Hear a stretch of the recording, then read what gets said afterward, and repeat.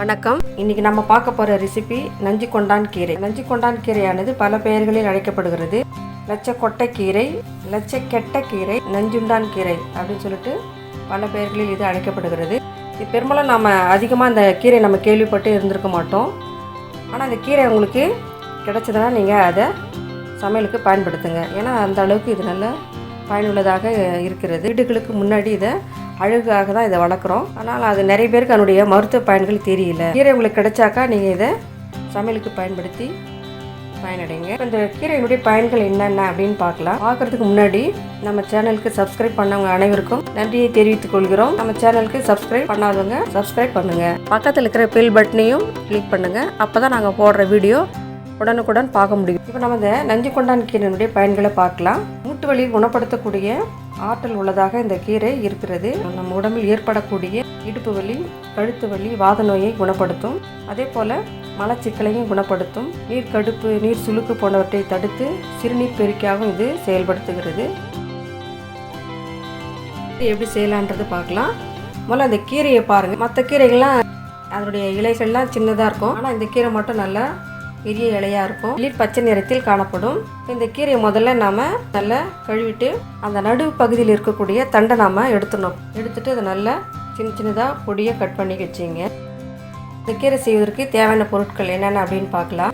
நச்சுக்கொட்டை கீரை 1 கப், எண்ணெய் 3 ஸ்பூன், கடுகு சிறிதளவு, உளுந்து சிறிதளவு, வரமிளகாய் 2, பூண்டு 6 பல், வெங்காயம் 2, கடலைப்பருப்பு 1/2 ஸ்பூன், உப்பு தேவையான அளவு, தண்ணி தேவைக்கேற்ப. இப்போ ஸ்டவ் ஆன் பண்ணிங்க. வானல் காய்ஞ்சதும் 3 ஸ்பூன் எண்ணெய் விடுங்க. எண்ணெய் காய்ந்ததும் கடுகு 1/4 ஸ்பூன் போடுங்க. கடுகு வெடித்ததும் 1/4 ஸ்பூன் உளுத்தம்பருப்பு போடுங்க.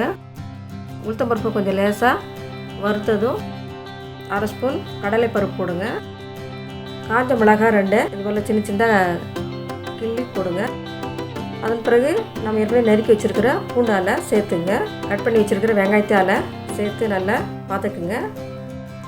வெங்காயம் நல்லா வதங்கின பிறகு கட் பண்ணி வச்சுருக்கிற கீரையால் சேர்த்து 1 நிமிஷம் நல்லா வதக்குங்க. தேவையான அளவுக்கு உப்பு சேர்த்துங்க. 200 ml அளவுக்கு தண்ணி ஊற்றிட்டு சீரான அனலில் வச்சுட்டு வேக விடுங்க. இந்த கீரை சீக்கிரம் வேகாது. அதனால் நம்ம கொஞ்சம் தாராளமாகவே தண்ணி ஊற்றி வேக வைக்கணும். தண்ணி நல்லா சுண்டுற வரைக்கும் வேகட்டும்.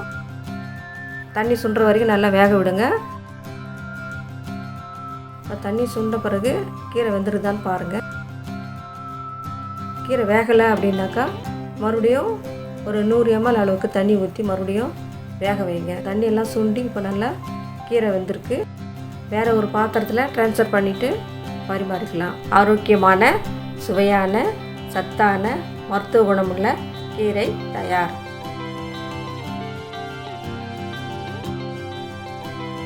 இந்த வீடியோ உங்களுக்கு பிடிச்சிருந்தாக்கா லைக் பண்ணுங்கள். உங்கள் ஃபேமிலி மெம்பர்ஸ்க்கும் ஷேர் பண்ணுங்கள். அப்படியே கீழே இருக்கிற ரெட் கலர் சப்ஸ்கிரைப் பட்டனையும் கிளிக் பண்ணுங்கள். பக்கத்தில் இருக்கிற பெல் பட்டனையும் கிளிக் பண்ணுங்கள். அப்போ தான் நாங்கள் போடுற வீடியோ உடனுக்குடன் பார்க்க முடியும்.